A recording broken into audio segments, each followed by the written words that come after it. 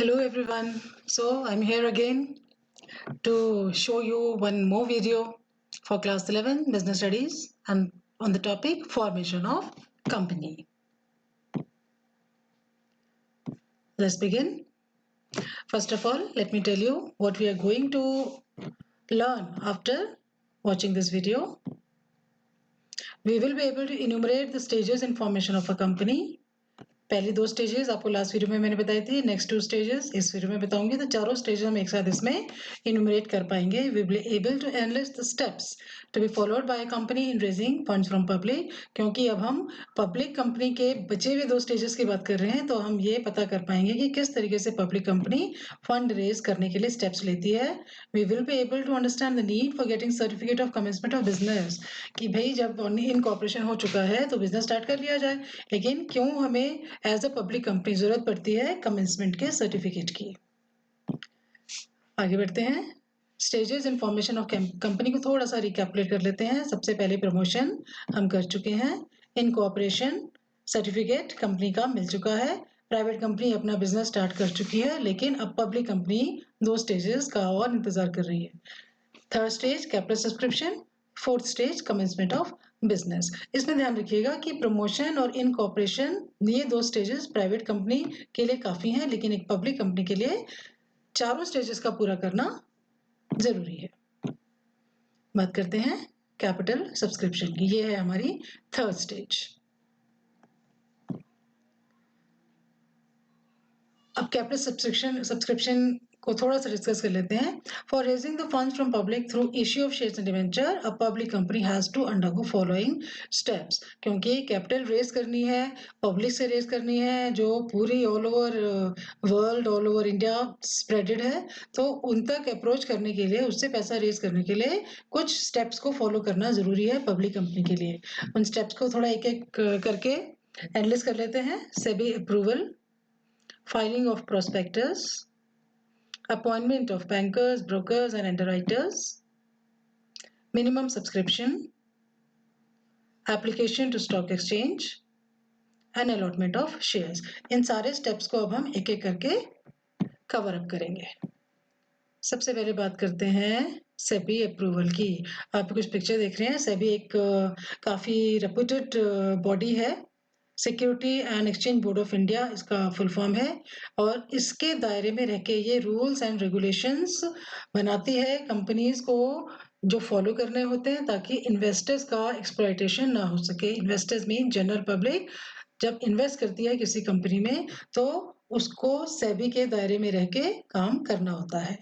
तो जो हमारा सबसे पहला स्टेप है थर्ड स्टेज में, वो है सेबी अप्रूवल। सेबी का एब्रीविएशन अब बताई चुकी हूँ, securities and exchange board of India. It is a regulatory authority in India for investors protection. जैसा मैंने अभी बताया था कि जिनको पैसा लगाना है उनके प्रोटेक्शन के लिए, कंपनी किसी के साथ फ्रॉड ना कर सके, पैसा लेके भाग ना सके, इसके लिए हर कंपनी को सेबी की गाइडलाइंस के अकॉर्डिंगली काम करना होता है। तो इसके चलते एक कंपनी के लिए जरूरी है कि वो सारी अपनी रेलेवेंट इंफॉर्मेशन अपने पोटेंशियल इन्वेस्टर्स तक पहुंचाए। कोई भी ऐसी इंफॉर्मेशन जो इन्वेस्टर के लिए जानना जरूरी है, उसे छुपाया नहीं जाना चाहिए कंपनी के द्वारा। Then prior approval from SEBI is required before proceeding for raising of funds from public। भाई आप पब्लिक से पैसा रेज करने जा रहे हैं तो सबसे पहले आपको सेबी का अप्रूवल चाहिए। सेबी ने अगर मार्क कर दिया कि yes you can go ahead, then only you can approach the public. Second step की बात करते हैं, फाइलिंग ऑफ प्रोस्पेक्टस। प्रोस्पेक्टस देखिए, आप किसी नए स्कूल में एडमिशन लेते हैं या कहीं इंस्टीट्यूशन को ज्वाइन करना चाहते हैं, तो सबसे पहले आप उसका प्रोस्पेक्टस मांगते हैं और उसमें सारी डिटेल्स वगैरह लिखी होती है इंस्टीट्यूशन की। अच्छे से देखते हैं उसको, फिर डिसाइड करते हैं कि इंस्टीट्यूशन ज्वाइन करना चाहिए या नहीं करना चाहिए। इसी तरीके से अब कंपनी पब्लिक को अप्रोच करने वाली है, तो क्या पब्लिक सिर्फ कंपनी के एक एडवर्टाइजमेंट से पैसे लगा देगी? नहीं, पब्लिक को भी चाहिए, उसको भी देखना है कि भाई ऐसा क्या है इस कंपनी में जो हमें इससे पैसा लगाना चाहिए और लगाना चाहिए भी कि नहीं चाहिए। तो इसके लिए कंपनी को अपनी बारे में जो इंफॉर्मेशन देनी होती है वो प्रोस्पेक्टस के थ्रू जनता तक पहुंचाती है। So we can say prospectus is any document issued in the form of any notice, any circular, advertisement, etc. Simply it invites deposits from public. वो public से deposits invite कर रही होती है और public को एक तरह से सब्सक्राइब करने के लिए बुला रही होती है. It is giving an offer to public for subscription for its shares or debentures. Investor make up their mind for investment in a company on the basis of prospectus. Prospectus के basis पे ही investor decide करते हैं कि इस company में पैसा लगाना है या नहीं. इसके साथ ही एक चीज और इसमें explain कर लेंगे, statement in lieu of prospectus, यानी prospectus के बदले कोई दूसरा स्टेटमेंट. कई बार पब्लिक कंपनी नहीं चाहती कि हम पब्लिक को अप्रोच करें और पब्लिक से अपने शेयर्स खरीदवाएं. वो उनको पता है हमारे फ्रेंड्स, रिलेटिव्स या प्राइवेट अरेंजमेंट से हम कैपिटल रेज करवा सकते हैं, तो उसको फिर प्रोस्पेक्टस की जरूरत नहीं होती है. But in that case it need to file a statement in lieu of prospectus with the registrar. तो इसका मतलब वो ये नहीं कह सकते कि हमने प्रोस्पेक्टस इसलिए नहीं बनाया क्योंकि हम पैसा अरेंज कर पा रहे थे अपने ही आसपास से, लेकिन उसको कुछ ना कुछ शो करना है कि क्यों प्रोस्पेक्टस नहीं जारी किया था. इसके लिए वो सिंपल सा statement in lieu of prospectus दे देती है. देन ये आप देख सकते हैं कंपनी का प्रोस्पेक्टस किस तरीके का होता है. एक बुकलेट टाइप है. यहाँ पे एक छोटी सी इंफॉर्मेशन एक सर्टिफिकेट में दे रखी है. तो किसी भी तरीके से आप पब्लिक को अप्रोच कर सकते हैं अपनी कंपनी में शेयर्स में पैसा लगाने के लिए. तो वो जो तरीका है उसी को हम एक नाम दे देते हैं prospectus. It must contain information of the company. Next, appointment of bankers, brokers and underwriters. भाई पब्लिक को अप्रोच करना है. अब पब्लिक तो दुनिया भर में फैली हुई है. कंपनी एक जगह से अपना इन्विटेशन दे रही है, तो कंपनी पब्लिक से पैसा लेगी. पब्लिक का जो पैसा आएगा वो कहाँ, कंपनी में डायरेक्ट कैश तो लेके आएगी नहीं पब्लिक. कहीं ना कहीं तो कोई बैंकर अपॉइंट करना पड़ेगा ना जो उस पैसे को रिसीव करेगा. और पब्लिक तक अप्रोच करने के लिए बीच में किसी पर्सन को अपॉइंट करना पड़ेगा जो पब्लिक को जाके एनकरेज करेगा कि आओ कंपनी के, हमारी कंपनी के शेयर्स खरीदो. तो जो नेक्स्ट स्टेप इसमें आएगा हमारी थर्ड स्टेज में वो है appointment of bankers, brokers and underwriters. थोड़ा थोड़ा इसका मीनिंग हम थोड़ा सा देख लेते हैं. देखिए, bankers, application money is to be receive through bankers of the company. जब पब्लिक शेयर्स के लिए अप्लाई करती है तो एक एप्लीकेशन फॉर्म के साथ उसको पैसा थोड़ा सा भेजना पड़ता है. वो पैसा कहाँ जमा होगा उसके लिए बैंकर्स को अपॉइंट करना पड़ता है. Then brokers, they try to sell the shares by distributing the forms and encouraging the public to apply for the share. आजकल तो डीमैट अकाउंट इलेक्ट्रॉनिकली भी सब कुछ होता है, फिर भी उसमें भी ब्रोकर की जरूरत होती है जो कि पब्लिक को अप्रोच करता है, एनकरेज करता है और उस प्रोसेस में सारी हेल्प करता है. किस तरीके से शेयर्स के लिए अप्लाई करना है, पैसा भेजना, इन सब बातों के बारे में सारी जानकारी ब्रोकर्स के थ्रू दी जा सकती है. देन अंडरराइटर्स, कंपनी की हमने बात कही थी ना कि 90% सब्सक्रिप्शन होना चाहिए तभी कंपनी जो है वो आगे बढ़ सकती है. तो वही चीज यहाँ पे है कि बाई चांस 90% शेयर पब्लिक के द्वारा नहीं अप्लाई होते हैं तो जो बचे हुए शेयर्स हैं उसे अंडरराइटर्स खरीद लेते हैं, फिर चाहे वो बाद में जाके उसे पब्लिक में बेचते हैं. तो अंडरराइटर्स का भी अपॉइंट करना जरूरी है क्योंकि इन केस पब्लिक ने 90% वाली वो हमारी कंप्लीट नहीं हो पा रही है तो जो बचे हुए शेयर्स हैं जिसे पब्लिक नहीं खरीद सकी है उसे अंडरराइटर्स खरीद लेते हैं. उसके लिए थोड़ा सा कमीशन चार्ज करते हैं अपना. तो इस तरीके से बैंकर्स, ब्रोकर्स और अंडरराइटर्स का भी अपॉइंटमेंट करना जरूरी होता है. नेक्स्ट है मिनिमम सब्सक्रिप्शन.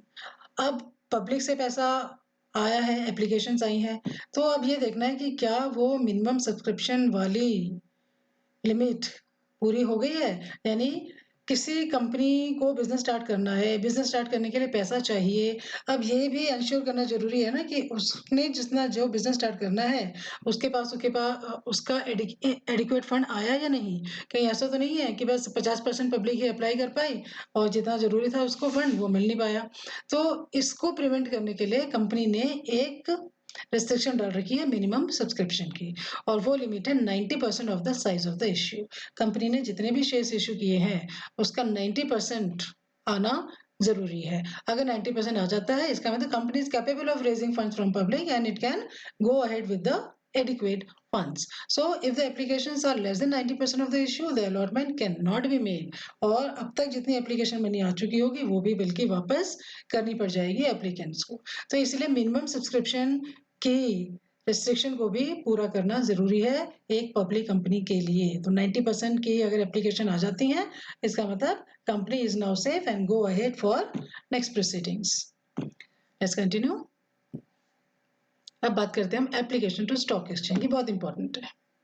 भाई कितनी भी जो पब्लिक डीलिंग होती है, शेयर्स हमने बात करी थी ना, शेयर्स आर ट्रांसफरेबल, खरीदे जा सकते हैं, बेचे जा सकते हैं। तो कहाँ खरीदे जा सकते हैं, बेचे जा सकते हैं? उसके लिए किसी स्टॉक एक्सचेंज में अप्रोच तो करना पड़ेगा ना। शेयर मार्केट जो होता है, स्टॉक मार्केट हम जिसको कहते हैं। तो इसीलिए जो भी पब्लिक कंपनी होती है उसके लिए किसी कम से कम किसी एक स्टॉक एक्सचेंज से परमिशन लेना ज़रूरी होता है कि उसके शेयर्स और डिबेंचर्स को मार्केट में डील किया जा सके। Therefore, an application must be made to at least one stock exchange for permission to deal in its shares and debenture. तो पब्लिक कंपनी के शेयर्स का खरीदना बेचना स्टॉक मार्केट के थ्रू होता है, इसीलिए किसी न किसी एक स्टॉक एक्सचेंज में हमें परमिशन लेनी जरूरी होती है। If permission is not granted, then allotment becomes void and application money have to be returned. अगर बाई चांस किसी भी स्टॉक एक्सचेंज से परमिशन नहीं मिलती है तो एप्लीकेशन मनी जो अब तक ली है ना वो वापस करनी पड़ेगी। ओके, नेक्स्ट, सारी रिक्वायरमेंट्स हो गई पूरी, 90% सब्सक्रिप्शन भी आ गया। अब एक काम करते हैं, अब कंपनी शेयर्स जो है वो अलॉट कर सकती है। Once all the requirements regarding allotment of shares are completed, now allotment letters are to be issued to successful allottees.